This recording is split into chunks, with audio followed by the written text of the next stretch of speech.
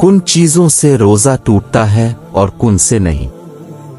1. کالو کرنے، نہانے، خوشبو سونگھنے، تیل یا سرما لگانے، انجیکشن یا ڈرپ لگانے سے روزہ نہیں ٹوٹتا۔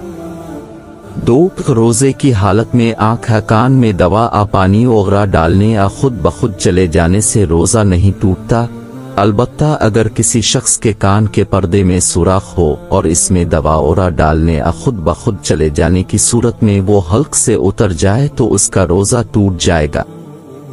3. ناک میں دوا وغیرہ ڈالنے سے روزہ اس وقت ٹوٹتا ہے جب وہ حلق سے نیچے اتر جائے، اس لیے روزے کی حالت میں ناک میں دوا ڈالنے سے اجتناب کرنا چاہیے، کیونکہ اس بات کا قوی اندیشہ ہے کہ دوا حلق سے اتر جائے۔ 4. روزے کی حالت میں الفال کرنے کا حکم۔ 1 لفظ روزے کی حالت میں اگر اپنے اختیار سے الٹی کی تو اس صورت میں اگر وہ الٹی منہ بھر کر ہو تو روزہ ٹوٹ جاتا ہے، اس سے کم ہو تو نہیں ٹوٹتا۔ منہ بھر کر الفاٹ کا مطلب یہ ہے کہ اسے روکنے یا واپس نگلنے میں مشکلات کا سامنا ہو، اور اگر الٹی بلا اختیار خود بخود ہو گئی تو اس سے روزہ نہیں ٹوٹتا چاہے جتنی بھی ہو۔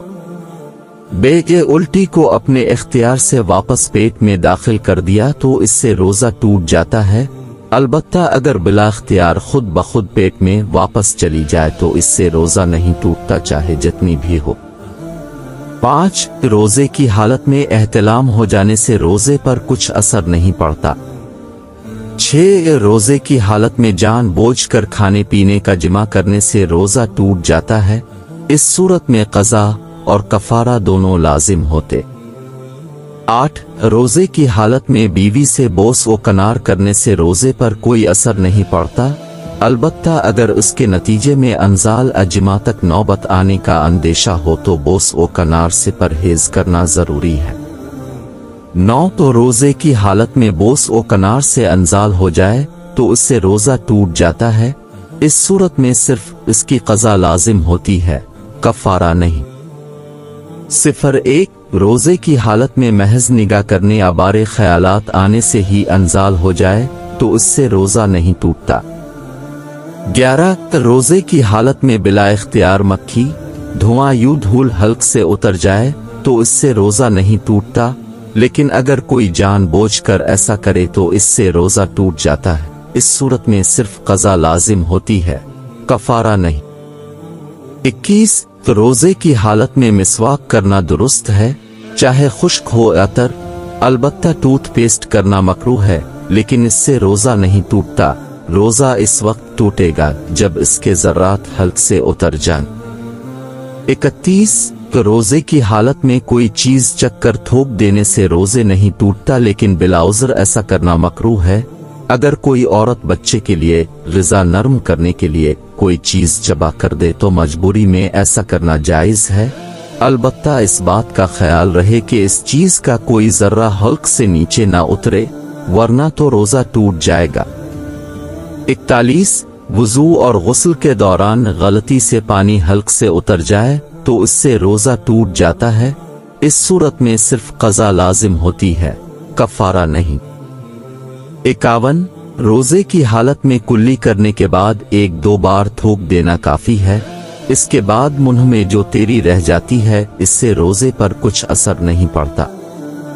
61. کسی شخص نے غلطی سے صبح صادق طلوع ہو جانے کے بعد سحری کر لی اس خیال سے کہ ابھی بھی سحری کا وقت باقی ہے تو ایسے شخص کا روزہ نہیں ہوتا، ایسا شخص افطار تک روزے داروں کی طرح کچھ کھائے پیے گا نہیں، اور اس کے ذمے اس روزے کی قضا لازم ہے، کفارہ نہیں۔ 71. کوئی شخص روزے کی حالت میں تھا اور اس کو کوئی ایسا شدید مرض عذر لاحق ہو گیا کہ جس کی وجہ سے روزہ برقرار رکھنا اس کے لیے نقصان دہ ہو گیا تو وہ روزہ توڑ سکتا ہے، اس کے ذکی اس روزے کی قضا لازم ہے، کفارہ نہیں۔ روزے کی حالت میں غسل کرنے کا حکم۔ اگر کسی پر غسل فرض ہو تو روزے کی حالت میں غسل کرنا بالکل درست ہے، البتہ بعض لوگ یہ سمجھتے ہیں کہ ایسے غسل میں چونکہ غرارے کرنا اور سانس کے ذریعے ناک میں پانی چڑھانا فرض ہے تو روزے کی حالت میں اس فرض پر عمل کیسے کیا جائے؟ یہ دراصل ایک غلط فہمی ہے، اس لیے پہلے اصل مسئلے کو سمجھنا چاہیے۔ مسئلہ یہ ہے کہ ایسے غسل میں کلی کرنا اور ناک میں پانی ڈالنا تو فرض ہے، البتہ غرارے کرنا اور ناک میں پانی سانس کے ذریعے اوپر تک چڑھانا فرض نہیں، بلکہ یہ اس شخص کے لیے سنت کے درجے میں ہے جو روزہ دار نہ ہو، اور جو روزے دار ہو اس کے لیے ایسے غسل میں غرارے کرنے اور ناک میں پانی چڑھانے کا خم نہیں، بلکہ روزے دار شخص کے لیے اصل حکم یہ ہے کہ وہ اچھی طرح کلی کرے اور اچھی طرح ناک میں پانی ڈالے، تو یہی کافی ہے، اس سے فرض ادا ہو جاتا ہے۔